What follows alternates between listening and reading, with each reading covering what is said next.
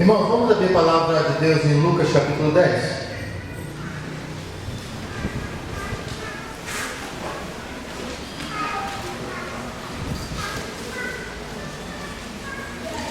Eu queria ler a partir do versículo 21,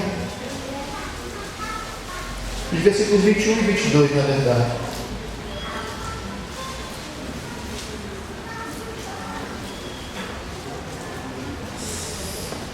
Diz assim a palavra de Deus, Lucas capítulo 10, os versículos 21 e 22. Naquela hora exultou Jesus no Espírito Santo e exclamou: graças te dou, ó Pai, Senhor do céu e da terra, porque ocultaste essas coisas aos sábios e instruídos e a revelaste aos pequeninos. Sim, ó Pai, porque assim foi do teu agrado. Tudo me foi entregue por meu Pai. Ninguém sabe quem é o Filho senão o Pai, e também ninguém sabe quem é o Pai senão o Filho e aquele a quem o Filho o quiser revelar. Está aqui, irmãos. Na verdade, eu coloquei entendo que esse versículo ele é meio que o centro dessa sessão toda que eu quero tratar com vocês, que na verdade é o capítulo 10 todo, né? Nós já pregamos aliás, em Lucas todo, né? Nós já tratamos de cada sessão dessa separadamente, mas eu queria que os irmãos tivessem uma visão abrangente desse capítulo. Queria que os irmãos tivessem uma percepção a respeito da vida cristã, uma percepção a respeito da espiritualidade cristã, como entender, né, o nosso modo de viver. Como é que a gente encontra Cristo? O que é espiritualidade? O que é espiritualidade? Espiritualidade, ao meu ver, está resumida nessa frase do Senhor Jesus Cristo: ninguém conhece o Pai senão o Filho, ninguém conhece o Filho senão o Pai, e aquele a quem o Filho revelar. Espiritualidade, na verdade, é Deus se revelando a nós. Espiritualidade é Deus se mostrando a nós. E à medida em que Ele se mostra a nós, nós o vemos. E como é que você percebe que Deus se mostrou a você? Quando você começa a olhar para as coisas de maneira diferente. Quando você começa a perceber Deus onde você não percebia antes. E quando você começa a perceber Deus onde você não via antes, significa que Deus se revelou a você. Isso é espiritualidade. É claro que é uma das inúmeras, das milhares de definições de espiritualidade que nós encontramos aí nos livros e nos vídeos que a gente vê, nas palestras que a gente ouve, né? Mas, resumindo, espiritualidade é a sua percepção do transcendente. Espiritualidade é a sua capacidade de perceber o divino, a sua capacidade de perceber Deus. Mas você é incapaz de perceber Deus por sua própria conta. Você só percebe Deus se Deus se mostrar a você. E à medida que Ele se mostra a você, você o vê, você o percebe, você o entende. Por exemplo, você olha para o seu filho, você olha para a sua filha, e como de uma maneira diferente da forma como você sempre o olhou. Um belo dia você está sentado no sofá, aí você vê seu filho, sua filha brincando, e de repente seus olhos se enchem de lágrimas e você dá graças a Deus por eles. Já teve esse momento? Esse momento de que você percebe Deus nos seus filhos. Deus se revelou a você por meio deles ali. Porque Deus se revela na sua natureza. Deus se revela na sua criação, diz a palavra de Deus. O problema é que nós somos cegos. O apóstolo Paulo diz né, que a natureza proclama a glória de Deus. Mas ele fala exatamente isso no texto em que ele vai abordar a questão do pecado, em que nós somos incapazes de perceber Deus, mas à medida em que nós fomos salvos por Jesus Cristo e que o Espírito Santo habita em nossos corações, a nossa realidade ela muda. E apesar dos nossos pecados, nós começamos a ter percepção da graça e do amor de Deus nas coisas que Deus nos dá, no ambiente que nós vivemos. E à medida em que você vê Deus nos seus filhos, você vê Deus na sua esposa, no seu marido, você vê Deus no seu ambiente de trabalho, você vê Deus no jardim da sua casa, você vê Deus na planta que você rega todos os dias, você vê Deus na sua perspectiva de vida, na verdade, isso no meio de você. Foi Deus que disse naquele momento: eu estou aqui. E aí Jesus Cristo, ele rende graças a Deus, ele glorifica a Deus no Espírito, diz o texto, porque Deus, aprove a Deus não revelar isso a pessoas que são sábias e aos entendidos, mas aprove a Deus revelar isso a nós, pequeninos. E ele glorifica a Deus na sua soberania, no seu grande amor, porque ele se revelou a nós. E eu creio que nesse capítulo todo ele vem falar sobre isso. Eu acho que esse capítulo todo nós vamos perceber aqui como é que começa o capítulo. Jesus Cristo pegando os seus discípulos, vai pegar 70 discípulos, né, e manda-os em missão. E o texto, né, a ordem é clara.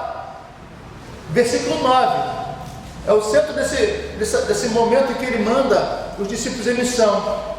Quando forem entrar numa cidade e forem recebidos, comam o que for posto diante de vocês. E qual é a ordem? Curem os doentes que ali houver e digam-lhes: o reino de Deus está próximo. Eis a mensagem que o Senhor Jesus Cristo enviou os seus discípulos a pregar. Ele disse o que eles deveriam fazer, a forma como deveriam agir e a mensagem que eles deveriam pregar. Vocês devem comer o que colocarem diante de vocês. Quer dizer, você é missionário, né? Você não é um cara metido a besta. O que botarem diante da tua mesa você vai comer. Se botarem muito, você come muito e agradece. Se botarem pouco, você vai comer o pouco e vai agradecer também, né? E se tiver algum doente na sua frente, você vai lá e vai impor as mãos e você vai curar aquela pessoa. Mas você tem um evangelho que é completo. Você não apenas cura o corpo daquela pessoa, mas você tem o propósito de curar a alma daquela pessoa, que na verdade é o projeto de Deus, a cura das almas. E diga: o reino de Deus está próximo. Eis a mensagem. E aí eles vão, né, e pregam o evangelho e vão em missão, e eles voltam extasiados. Eles voltam impressionados, porque os demônios se submetiam a eles. Mas vocês estão extasiados, vocês estão alegres por causa disso? Porque os demônios se lhes submetem?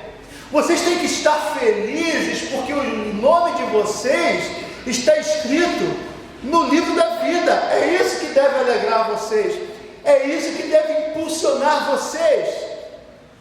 Eu sei que os demônios se submetem a vocês. Eu vi o diabo cair como um relâmpago, mas não é isso que deve encher o coração de vocês de alegria. Não é porque vocês demonstraram um poder que na verdade não era poder de vocês, era meu poder. Vocês devem estar alegres e felizes porque Deus pegou o nome de vocês e escreveu no livro dele. E aí, a primeira percepção de espiritualidade nesse texto, o Senhor Jesus Cristo vai nos ensinar. Porque a realidade da espiritualidade ao contrário do que se prega hoje em dia, não é expulsão de demônios, não é você ter poder para expulsar demônios, porque esse poder não te pertence, não é você ter poder para operar milagres, não é você ter nem autoridade para pregar o Evangelho. A percepção da realidade espiritual é de que tua vida está segura nas mãos daquele que escreveu o seu nome no livro da vida. Sabe por quê? Porque nem todos que seguiram a missão de Cristo tiveram o mesmo êxito. Tem gente que foi pregar o Evangelho e foi preso. Tem gente que foi pregar o Evangelho e foi queimado. Tem gente que foi pregar o Evangelho e foi torturado. Tem gente que é semelhança de Noé, que construiu aquela arca. Aí diz lá o autor, se não me engano, aos Hebreus, vai dizer: foi um pregador da justiça. Por quê? Por que da justiça? Porque estava claro e patente que Deus ia julgar, né? Estava construindo uma arca. Para que está construindo uma arca no deserto? Porque aquilo vai inundar, aquilo vai encher. Mas as pessoas não deram a mínima e Deus agiu com juízo.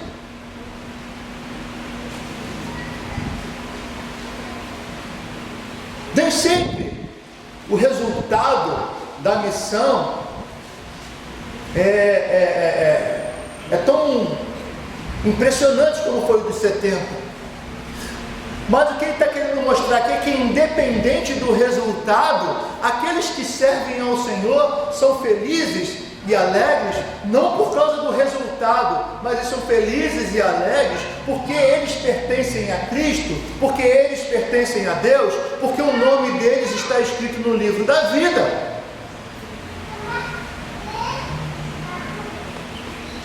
Essa é a primeira percepção. Mas vocês notem, como eu falei, vamos abordar isso de maneira geral, por isso a gente vai dar não vai ser muito específico em cada sessão desse texto. Aí o Senhor Jesus Cristo, ele deu essas orientações até o capítulo 12, e no meio dessas orientações tem aqueles alertas para as pessoas que não haveriam de recebê-los, né? Porque teve cidade que não os receberia. Aí ele fala das cidades impenitentes, né? Que haveria maior rigor, né, para Corazim, né? No caso, ai de ti Corazim, ai de ti Betsaida, porque se em Tiro e Sidom tivesse operado os milagres que em vós se fizeram, muitas teriam se arrependido. Então está falando das cidades que eles foram, que não os receberam, e haveria julgamento para essas cidades, né? Quer dizer, ele conta dessas orientações do que haveria de acontecer com as cidades que não recebessem, e depois os 70 voltam, como eu já falei.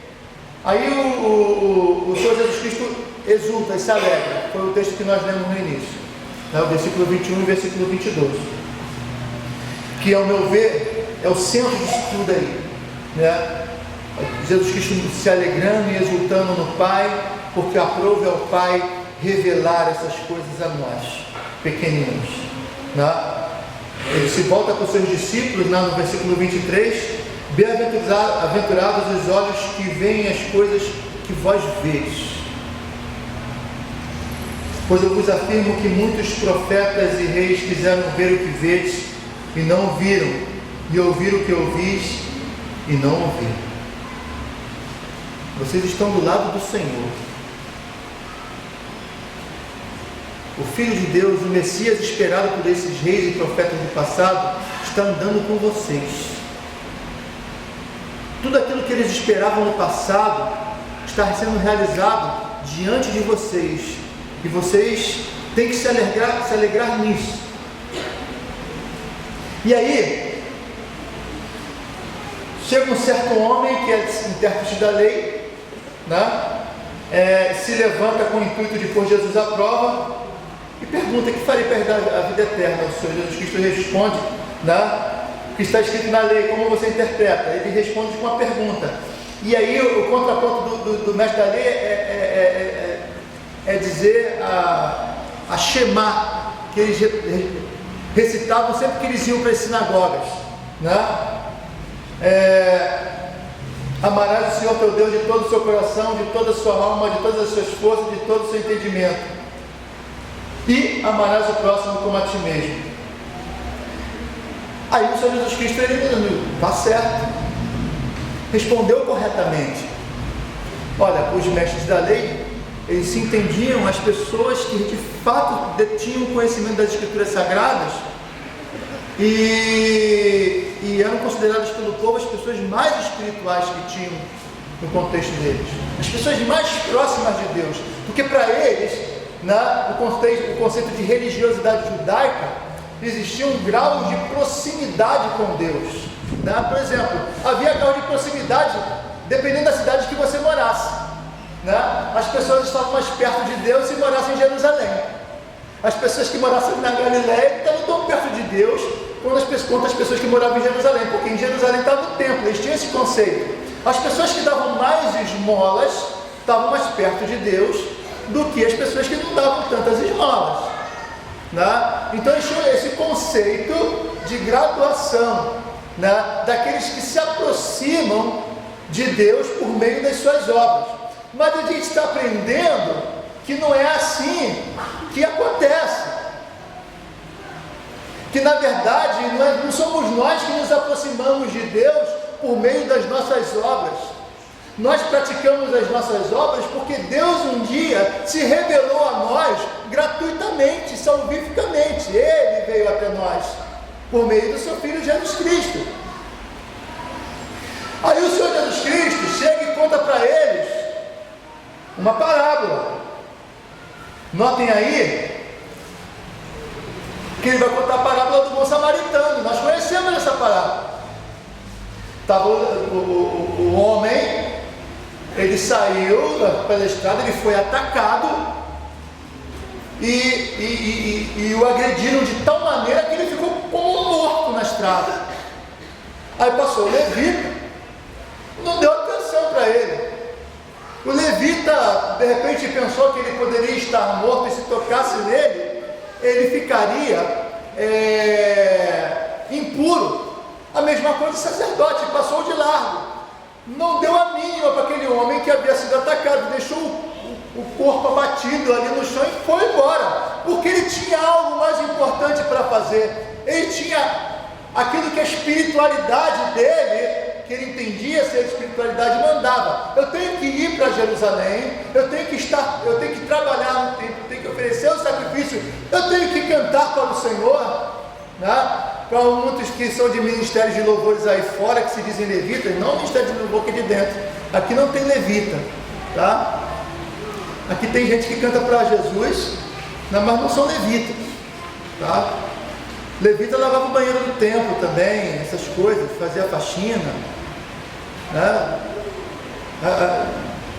Ninguém, não são da tribo de Levi, o povo que está aqui, tá? Mas o fato é que eles tinham um conceito de espiritualidade, e o conceito de espiritualidade deles fez com que eles deixassem aquele homem largado no chão.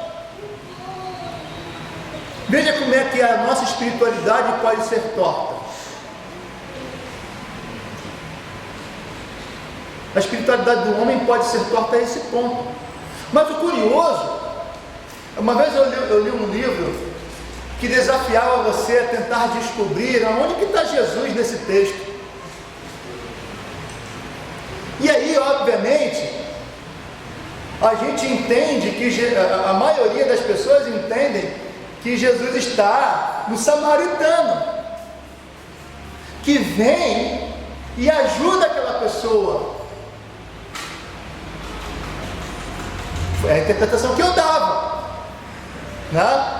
A pessoa quer ser cristocêntrica, aí chega lá e faz uma alegoria, o samaritano é Jesus, né?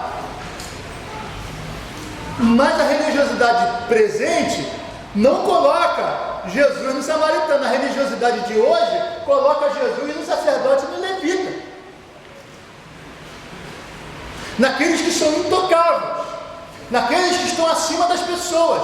Deus está com aquelas pessoas que são as poderosas.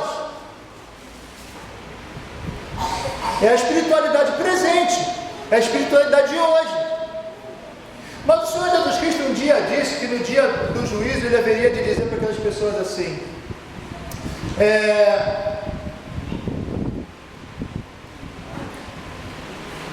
bem-vindos, né? Sejam bem-vindos ao reino, bem-vindos à posse final de todas as coisas, porque eu tive fome e tive sede, estive nu e...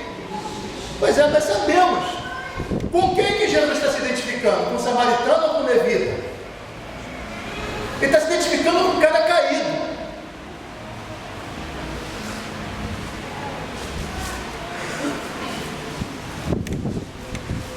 Ele está se identificando com o cara caído.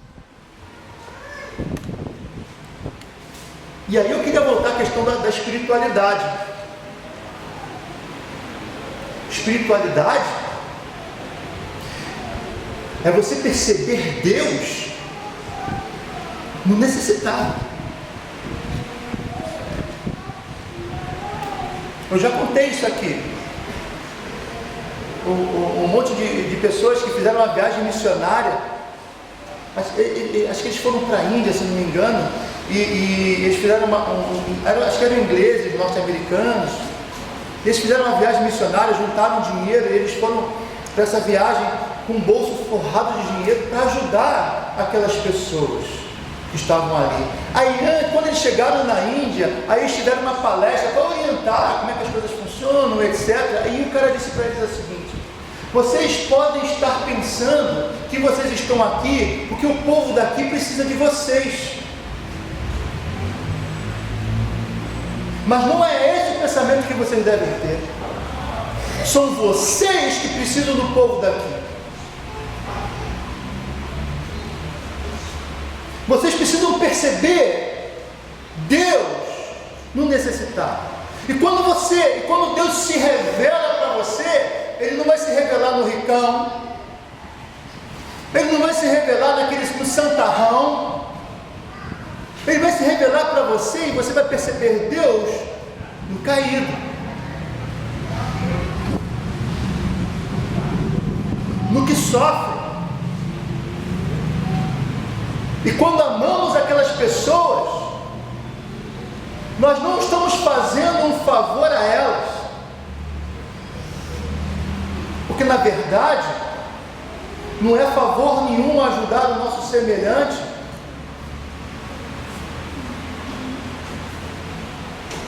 É a lógica, é o óbvio.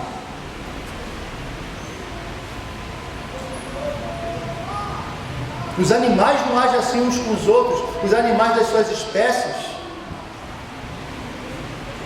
Mas os seres humanos agem, deixam caído. Os seres humanos matam uns aos outros, matam os das suas próprias espécies. Ajudar o semelhante é o óbvio.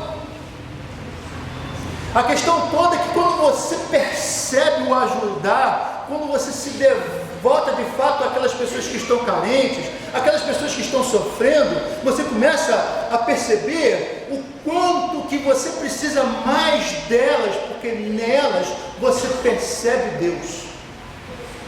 O como Deus se revela a você em amor.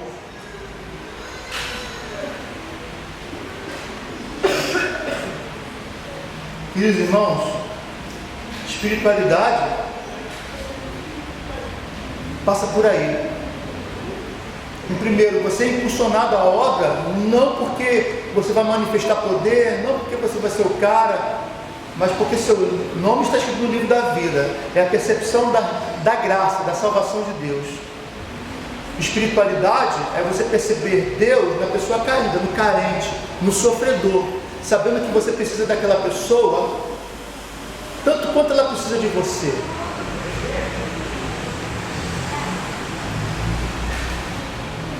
Uma vez estavam dando uma aula a respeito de história, numa escola dessa, Aí começaram a criticar a reforma protestante. A maioria das pessoas aqui já passou por isso na sala de aula.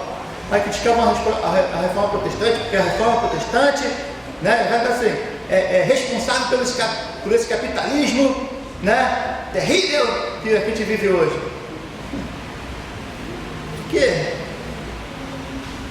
O que tinha antes, que era o contraponto, era o sistema era o feudalismo? Era assim que você queria que fosse? Você é sapateiro, então seu filho, o destino do seu filho é ser sapateiro, do seu neto é ser sapateiro? Eu fui marinheiro, eu quero que meu filho seja algo muito maior do que eu fui. Eu quero que meu filho seja mais. Aí Calvino vai dizer o seguinte: Deus não deu muito para uns. Se Ele deu muito para uns, Ele deu muita responsabilidade também. Aqueles que têm muito têm a obrigação de cuidar daqueles que têm pouco. Mas isso eles não repetem na sala de aula.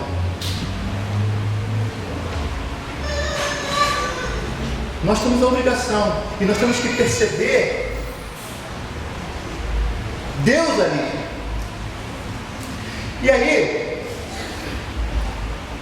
a gente dá um salto e vai para o versículo 38, aquele encontro de Marta e Maria. Porque a gente normalmente tem uma percepção desequilibrada de espiritualidade. E aí, se eu parasse aqui, alguém poderia dizer: então espiritualidade é nós estarmos sempre agindo e fazendo atividades de ação social, e etc, etc, etc, e vamos fazer um monte de atividades, vamos fazer um monte de atividades, né? Vamos fazer sopão, vamos arrecadar roupa, vamos fazer isso, vamos fazer aquilo outro, e a gente vive a vida assim. Aí o que acontece? A gente fica igual Marta. A gente fica igual Marta. Jesus entrou na casa de Marta e Maria. E Marta, ela quis servir a Jesus. O coração dela era um coração sincero. Ela queria servir a Jesus. Aí chegou Maria, devia estar de repente ajudando Marta, foi servir Jesus. Aí fez uma perguntinha para Jesus, Jesus respondeu, ela parou por ali mesmo, sentou. Aí ficou logo aos pés de Jesus. Jesus continuou dando aula, ensinando, porque quando o rabino se assenta, significa que ele vai ensinar. Né? No Sermão do Monte, como se assentasse, o povo se acomodou diante de Jesus e começou a ouvi-lo. Quando o rabino se assentava, ele ia ensinar. Na cultura ocidental, a gente tem que se levantar e ir para o púlpito, né? Lá era o contrário. Não. Aí Maria, se sentou aos pés de Jesus e começou a ouvir o ensino de Jesus. E Marta está lá, agitada na obra, porque ela está querendo servir ao Senhor. Aí o Senhor Jesus Cristo diz, com muito carinho, né? Você vê quando ele fala Marta, Marta, ele repete Marta 2 vezes. Você anda ocupada com muitas coisas. Essa palavra grega aqui, ocupada, significa que ela, por causa dos afazeres dela, ela se desconectou dele. Porque ela queria servi-lo, ela se desconectou dele, ela perdeu a atenção dele. Enquanto a partir da palavra que fala de Maria ouvindo Jesus, a palavra grega aponta para alguém que tinha o hábito de ouvir Jesus. Ela parava sempre o que estava fazendo quando Jesus Cristo chegava na casa dela para ouvi-lo. Algo mais ou menos nesse sentido. O que Jesus Cristo está dizendo é o seguinte: ela escolheu a melhor parte, ela escolheu a boa parte. Jesus Cristo está dizendo que a parte de Marta era ruim, era indigna. Pelo contrário, tinha o seu momento, tinha o seu papel, cumpria um propósito, mas naquele momento, a melhor parte era ouvi-lo. Ele estava ali, Uma vez, Judas criticou a respeito do gasto que aquela mulher que derramou bálsamo sobre Jesus teve. Ia vender e dar para os pobres. Olha, o bom samaritano, né? Não era o bom samaritano, era Judas. Aí João já corta logo o barato, já escreve lá. Não é que ele se preocupava com os pobres, é que ele era ladrão e roubava da bolsa. Mas o Senhor Jesus diz assim: os pobres sempre tereis convosco, mas a mim nem sempre tendes. Enquanto estou aqui, fique comigo. Espiritualidade é você perceber Deus no ensino da sua palavra, perceber Cristo no momento em que você ouve para aprender. Espiritualidade está aí, e você tem o equilíbrio de perceber que tem a hora de agir, de perceber Deus nas pessoas, de perceber Deus nos que sofrem, de perceber Deus no abatido, no que está chorando, de perceber Deus nessa sociedade corrompida que nós vivemos aí, em que favorece uma meia dúzia em detrimento da maioria. Perceber que você tem que agir nesse sentido, e quanto mais você agir, mais Deus você vai sentir. Tudo bem nesse momento, mas tem um momento de você sentar e ouvir. Sentar e ouvir. Tem um momento, você tem 6 dias na semana para agir, para glorificar a Deus com as suas obras, com ação social. E Deus quer que você tire um dia na semana para sentar aos pés dele e ouvi-lo. Pelo menos um dia. O dia do Senhor, junto com a comunidade de Deus, e ouvir o Evangelho, e perceber, e mais uma vez me remetendo à Reforma Protestante, porque as pessoas que hoje querem aquelas revelações em que alguém chega na frente da igreja, Deus me disse, e começa a falar, que essas coisas espetaculares assim, que a gente entende que isso não acontece mais, porque Deus nos deu a sua palavra. A Reforma Protestante vai mostrar que os reformadores, eles tinham esse prazer e essa sensação da maravilha de Deus quando eles liam a Bíblia. Eles de fato, quando eles liam a Bíblia, eles se sentiam como Maria sentada aos pés do Cristo, ouvindo direto os seus ensinos. E assim que nós deveríamos nos sentir. Sabe por quê, irmãos?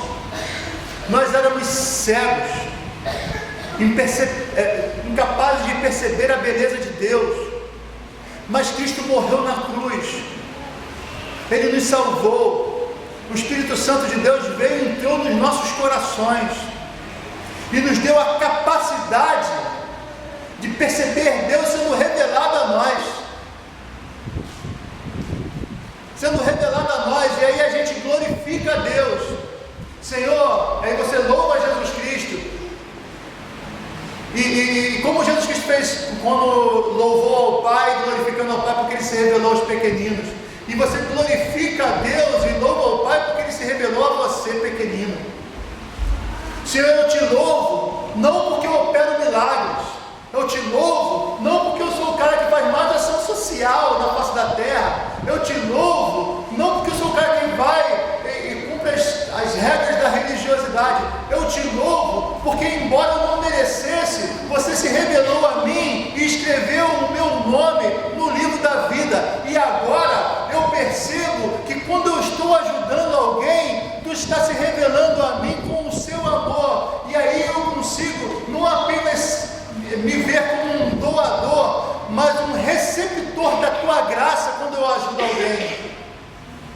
Eu consigo me perceber a tua voz quando eu ouço uma pregação do Evangelho. Eu consigo perceber a tua voz via. Eu consigo te perceber, Senhor, porque o Senhor se revelou a mim. Eu glorifico a Ti, ó Pai, porque revelaste a Tua glória a mim, que não merecia nada. Isso é espiritualidade. Essa história do super crente, né? Que abre a camisa igual super-homem, super crente, eu sou o cara. Isso não descobriu nada. Ele não entendeu ainda o que é salvação. De querer fazer para receber de Deus. O cristianismo bíblico está muito além disso. A pessoa que compreende isso, ela percebeu que já recebeu tudo. O amor de Deus já foi derramado. Ela não está lutando para ser filha de Deus. Ela já é filha de Deus. Compreende?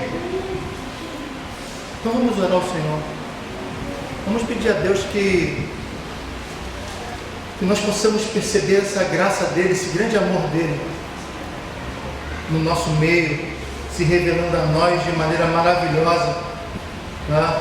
E talvez a partir dessa semana você, quando for ajudar alguém, você vai dizer glória a Deus, porque Deus me ama. Quando você lê a Bíblia, glória a Deus, porque Deus me ama.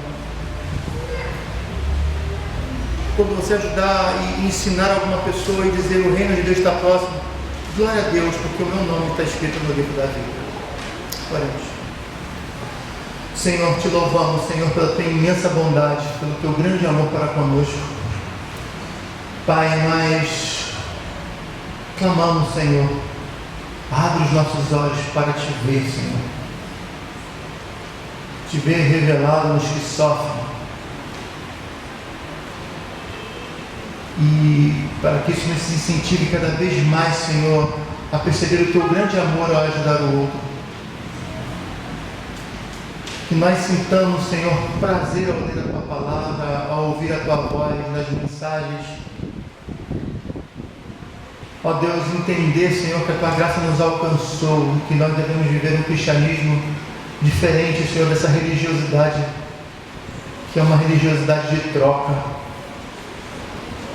Não, Senhor, nós somos Teus filhos, de uma vez por todas.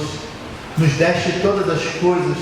Tudo foi derramado sobre nós, para que nós pudéssemos, Senhor, viver um cristianismo alegre, abundante, um cristianismo que te percebe, Senhor, nas mínimas coisas, na obra da tua criação, inclusive, Senhor, naqueles que sofrem. Ó Deus, nós te pedimos, Senhor, que nos abençoe, que nos guie, nós clamamos em nome de Jesus. Amém.